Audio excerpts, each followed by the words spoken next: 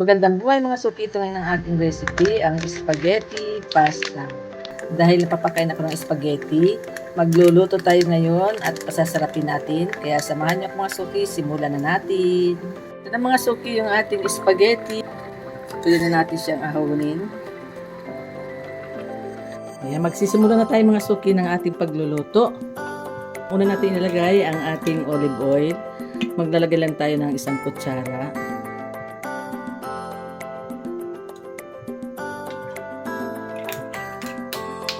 Maglalagay din tayo ng 1 kutsarang butter.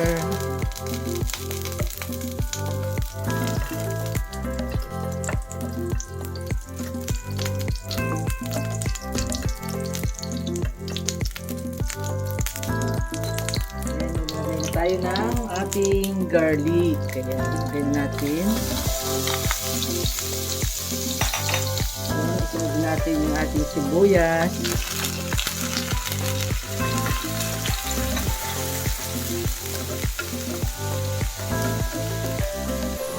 Lalagay din tayo ng kamatis.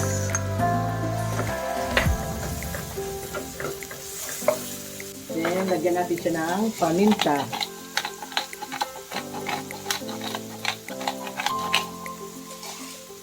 Lutuin lang natin masyado yung ating kamatis para magkulay pula-pula naman.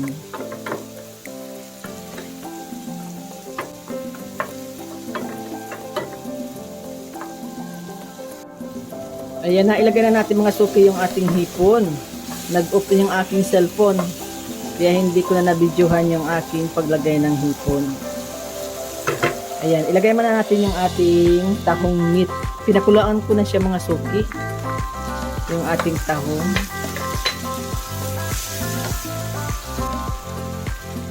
Ayan. Then, ilagay natin yung ating isang lobster. Ayan. Yung ating lobster ay in-steam ko na siya. Kaya ganyan na ang kulay niya. Luto na siya.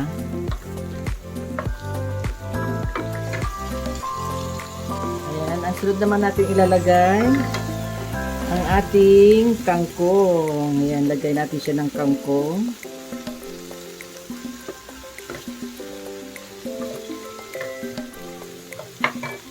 Sabaw ng spaghetti.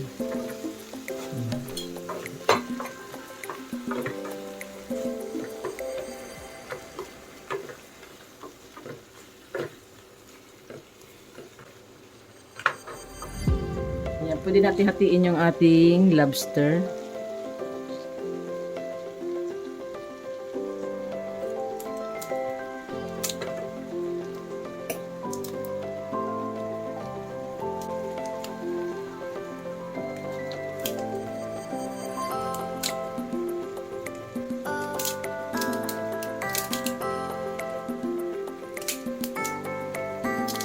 Ayun. O, yan. Yan, hinati ko yung ating lobster para sobrang malasa na niya. Yan, pwede na natin ilagay mga suki yung ating spaghetti pasta. Ayan. Sarap ng ating pasta. Ayan, lagyan natin siya ng cheese.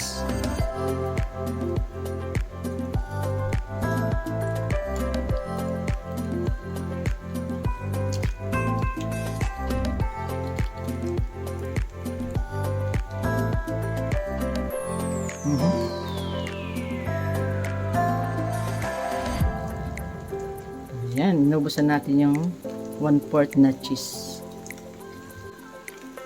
Ayan, haluin natin siya.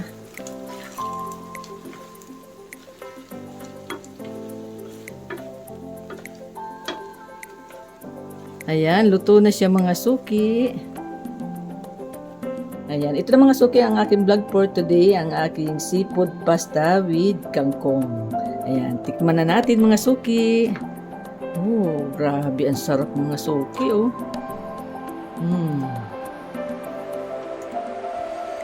Mainit-init pa. Ayan, dito na tayo sa kawali kakain. Ayan.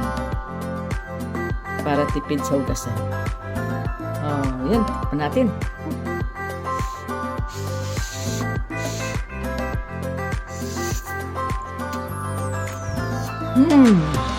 Perfect.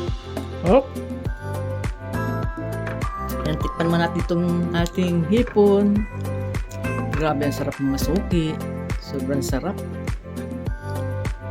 Ayan. Hipon, tikman natin.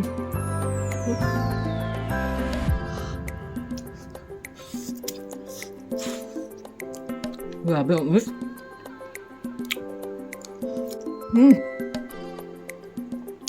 Ayan, yung ating lobster. Sarap mga suki.